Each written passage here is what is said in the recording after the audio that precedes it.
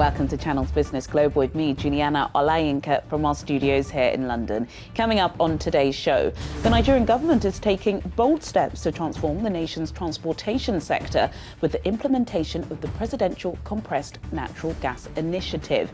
Jet Motor Company is one of 4 assembly plants chosen to assemble CNG vehicles, and the firm's CEO, Derek Ewelukwa, will soon be joining me from Lagos State with further details about the scheme. And the new report appears to debunk the narrative that Africa's second-hand clothing sector produces an excessive amount of waste.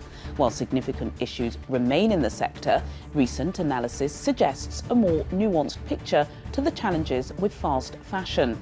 Marvin Owusu, the executive member of the Ghana Used Clothing Association, will shortly be joining me from Accra with more details. Then later, I'll be looking back at some of the biggest business news stories of the week. But first, nearly 100 tonnes of UK aid, comprising almost 8,500 temporary shelters, are the first part of a £2 million package of UK aid to be delivered from Cyprus to the people of Gaza. The aid, which set sail on Wednesday this week, will be distributed within the region as soon as feasible. The temporary pier on the Gaza coast, built by the US, will initially facilitate the delivery of an estimated 90 truckloads of international aid each day and scale up to 150 truckloads a day once fully operational. To date, the British Royal Air Force has airdropped more than 100 tonnes of life-saving aid, including ready-to-eat meals, water, rice and flour, directly into Gaza. Elsewhere, the UK and Saudi Arabia have hosted a joint economic summit in Riyadh. Executives from firms including HSBC and British Airways were among more than 450 British business people in attendance, with the government describing it as the largest business delegation sent overseas in more than a decade. Britain is also hoping to capitalise on Saudi Arabia's economic diversification plans in areas such as financial services and higher education, where the country has expertise. The summit comes against a backdrop of ongoing talks between the UK and the 6 members of the Gulf Cooperation Council over a trade deal. The GCC was equivalent to the UK's 7th largest export market in 2022, and total trade was worth £61 billion, according to official figures. Meanwhile, Sir Keir Starmer has unveiled a 6-point plan for Britain under Labour, which has been described as an updated version of Tony Blair's election-winning pledge card. The promises are to deliver economic stability, cut NHS waiting times, launch a new border security command, set up Great British Energy, crack down on antisocial behaviour, and to recruit 6,500 new teachers. The announcement follows a speech delivered by the British Prime Minister Rishi Sunak on Monday, where he warned of a dangerous future for the UK.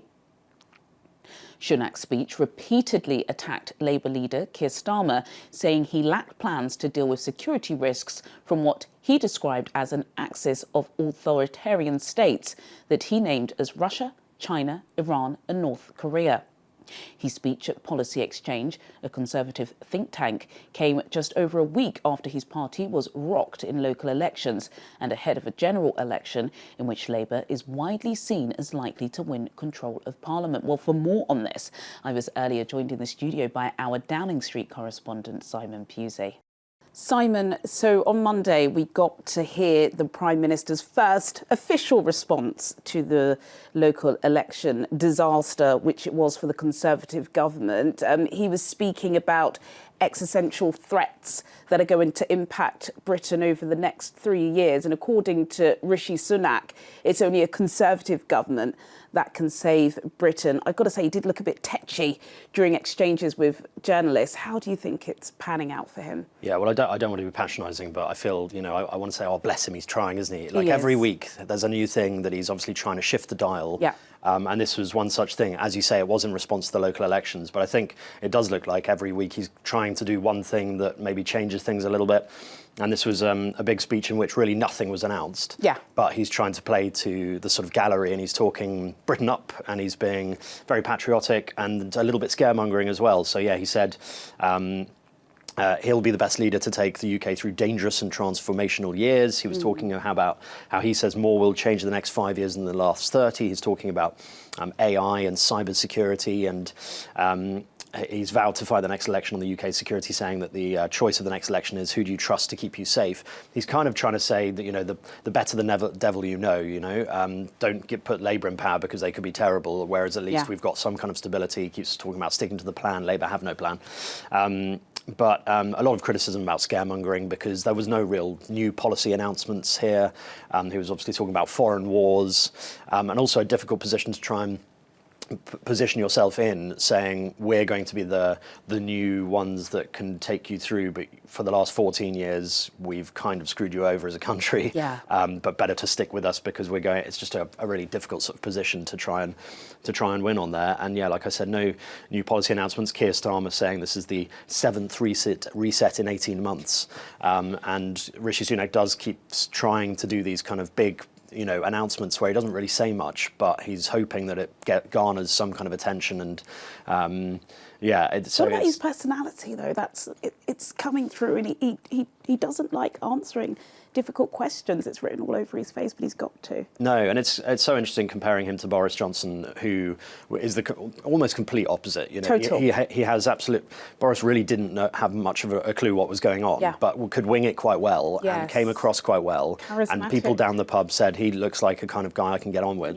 Whereas Rishi Sunak does know a lot about what's going on. He's into the detail, but he really doesn't connect very well with voters, I don't think. And when he goes off and tries to act normal and meet normal people, he just looks a bit stiff with his sort of his tie and his, whereas Boris would basically have his tie around his head, and so it just is like a completely different prime ministerial challenge. But I think we're going to continue to see Rishi Sunak doing this, trying to shift the dial at all to get the polls moving a little bit.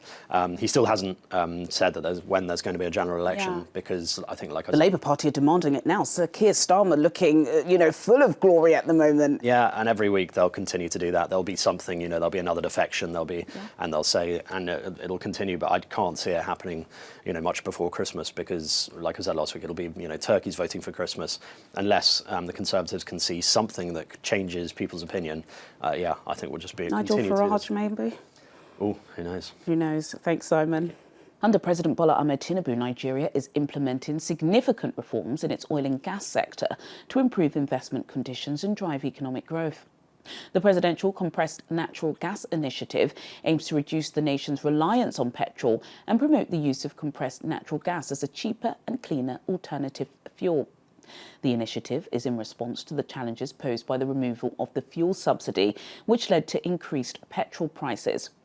Jet Motor Company is one of 4 assembly plants chosen to assemble CNG vehicles for Nigerians, and the firm's CEO, Derek Ewelukwa, joins me now from Lagos State for more on this. Derek Ewelukwa, thank you so much for joining me on Channel's Business Global. You've had a really busy week, dominating a lot of the headlines on the weekend, despite the fact that you had royals in the country. Please talk us through the minister's recent visit to Jet Motor Company. Why was it important, and why was your firm selected by the president to help Nigeria with its CNG transition? Thank you. Thank you very much, Juliana, for having me on your show. It was a humbling experience to have the minister visit Jet Motor Company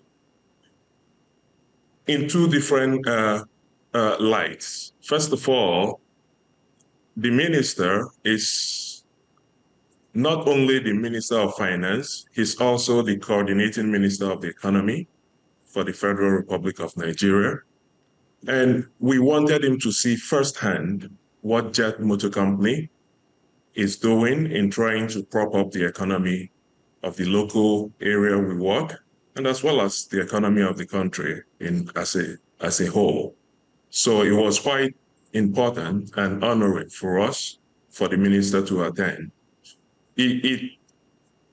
On the other side, I'm not sure if you're aware, but Jet Motor Company as well is one of the vendors on record that was selected to participate in the presidential initiative on compressed natural gas. And the federal government also tasked the Federal Ministry of Finance as the employers for these vendors on record. So we wanted also the minister to show the progress we have made towards fulfilling our contractual obligations towards this contract.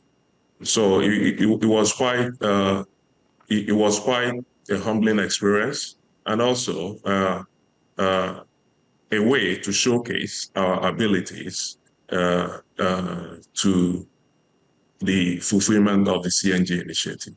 Talk to me, if you can, Derek, about the transition, where you are as a company in terms of making sure you tick all the boxes for this presidential initiative, and how does it fit into your firm's long-term strategic goals and visions?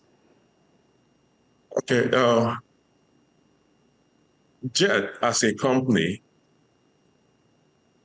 is positioned to be a technologically focused and a technologically driven auto assembler or design company, if you will.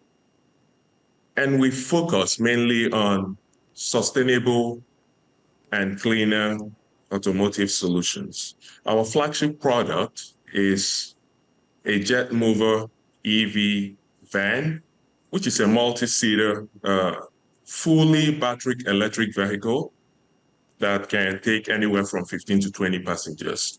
That's our flagship product. So when this initiative came down the pipeline from the presidency and the Federal Ministry of Finance, it played into our narrative. We're trying to build effective, sustainable, and cleaner mobility options. CNG as a means of powering automotive industry does that. We quickly pivoted as an agile company, retooled our processes in order to be able to provide these CNG buses. You are going to have challenges when it comes to people adopting the use of CNG cars. How are you going to address those challenges, and how are you going to be able to educate people, because some motor users are not going to want to use a CNG car? So let me start by speaking on addressing the concerns of the general populace.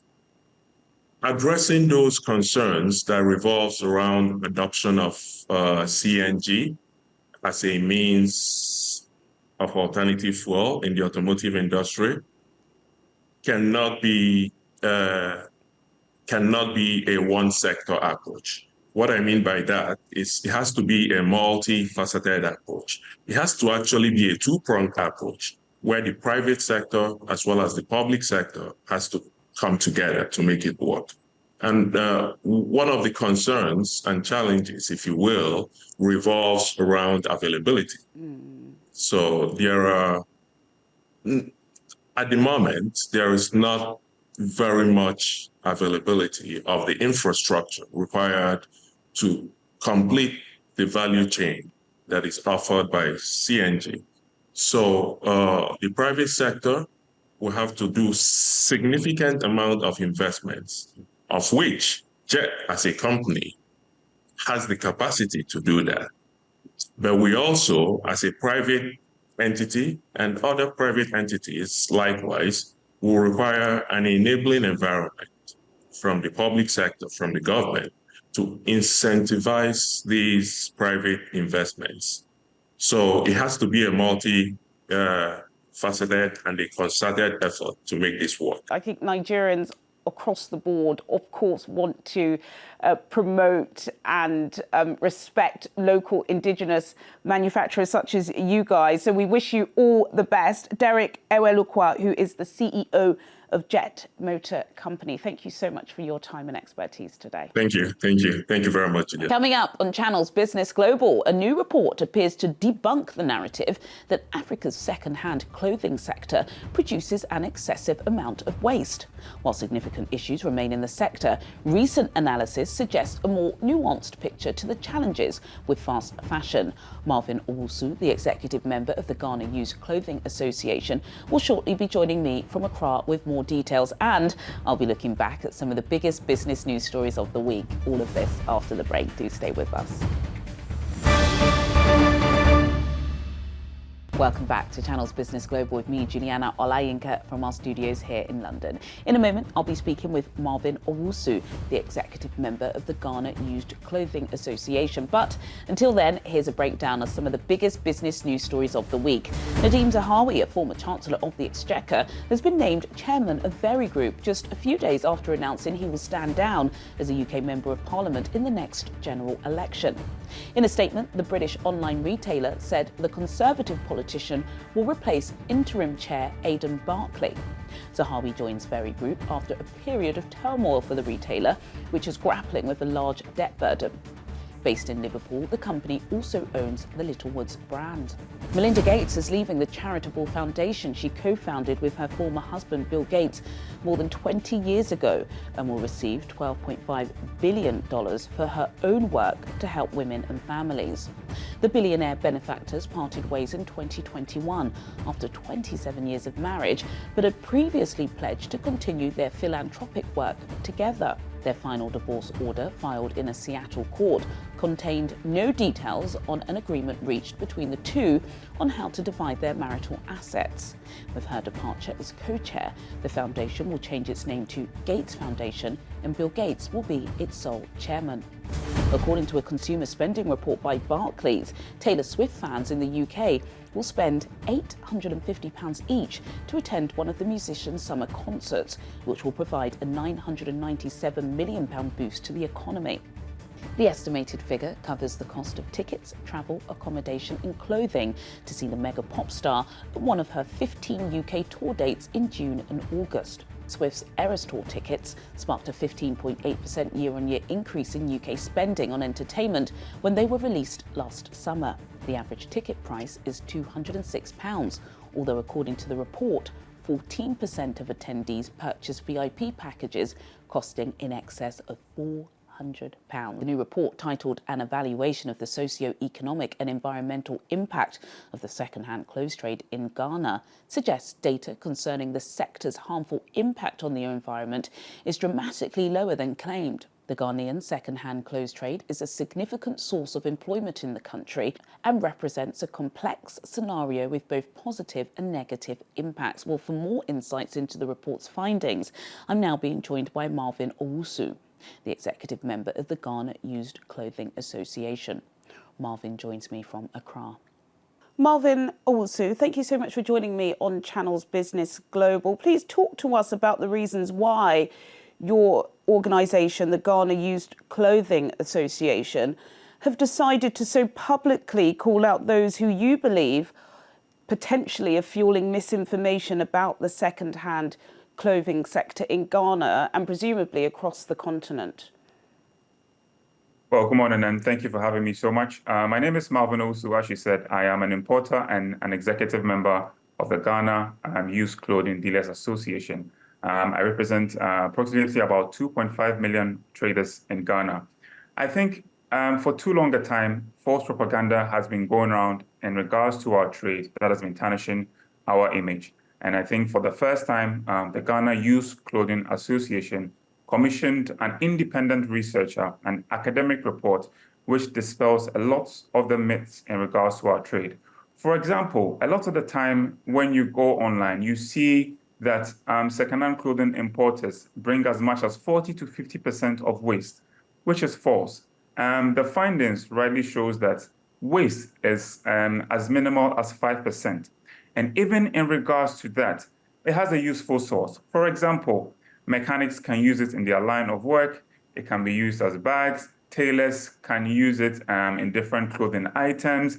It can be used in mattresses. So even the 5% has a use. And I think that is a high time that we dispel some of the myths in regards to our trade because it's tarnishing our image. And honestly, when you even look at textile waste, the percentage of textile waste in Accra is 1.7 to 2.2%. Wow. That even comprises of second-hand clothing.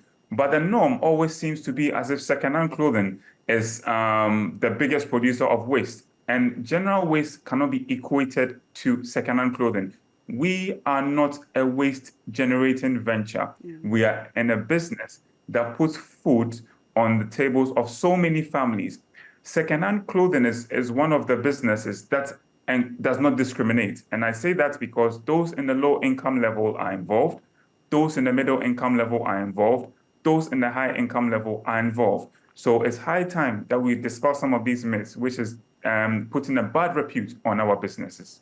Thank you, Marvin, for that breakdown. I was going to ask you to talk about some of the findings in your report, which you already have. But it's fascinating, isn't it? Because especially speaking to you from where I am in London, there is so much scrutiny around the fast fashion industry. And yes, I suppose some people would quite naively presume that Africa shouldn't be a dumping ground for second-hand goods, be it textiles, cars, or computers, and that it does impact the environment. But of course, what you're saying is a total opposite of that. And Ghanaian traders are using this as a livelihood.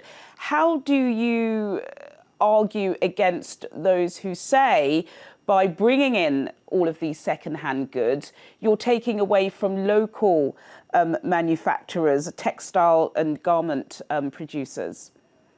I think it's important to know that it's always important to have a competitive relationship in any industry, a healthy competition. So the second-hand clothing does not impinge on the local industry. And also, if we were supposed to leave the local manufacturing sector just to produce clothes for us, we're going to have a huge gap, a huge clothing deficit. And we, the second-hand clothing society or the industry, are helping to plug that gap. And it's important to know that it's a healthy relationship that we have. We are not impinging on the local side of things. And also, just to mention that sometimes it seems as if the West are exporting waste to us. I'm Ghanaian. Our Ghanaian people, we have good taste. We also want to wear clothes that will make us feel good. Of course, for whatever reason, we might not be able to afford it when it's at its high price. But when it comes to second-hand clothing, so many good brands are affordable, and people at the low income level, people at the medium income level, people at the high income level are able to afford it. So we are not a dumping site. And the business model even does not work for you to say that 40% to 50% is waste. Number one, that means that I am importing and being taxed on waste. Because, in terms of the revenue, the latest figures, and one of the findings was that the second-hand clothing industry in Ghana generates $29.5 million annually in taxes to the government. Which business person is going to import and be taxed such huge amounts and have their stock or inventory level as high as 50%? The business model does not work. There's no viability in that. Yeah. So it goes to show that those who propagate such false information is not backed by data, is more of PR reports. And that is why, for the first time, we have used an academic source report to dispel some of these myths. And I'm glad we really did this. What kind of response are you anticipating, particularly from those huge organisations in the West that appear to be peddling this misinformation? I think this is a good start because it changes the narrative for us, not just as Ghanaians, but us as Africans as well. I think it creates a bigger picture of what really is the norm, because it's very important that you always hear from the source of those involved in the trade. You can sit in the West, but if you don't have the input of the Africans, those who are involved in the trade, you can easily be misled. Really wonderfully articulated there. It's hard to argue against some of those points that you raise. And of course, we know, as we've seen in previous years, that Africa is taking the brunt of the climate change issues that we didn't cause. And it's not just with extreme weather patterns, it's also affecting those in the textile industry, such as yours. Really fascinating speaking to you, Marvin Owusu, who is an executive member of the Ghana Used Clothing Association. Please keep in touch, because we'd love to hear about the reaction and the response to the impact that your report has created. Thank you, Marvin. Thank you so much for having me. Well, sadly, that's all we have time for today. But as always, do get in touch with your comments and suggestions. I'll see you at the same time next week for more in-depth business analysis on Channel's Business Global. Goodbye.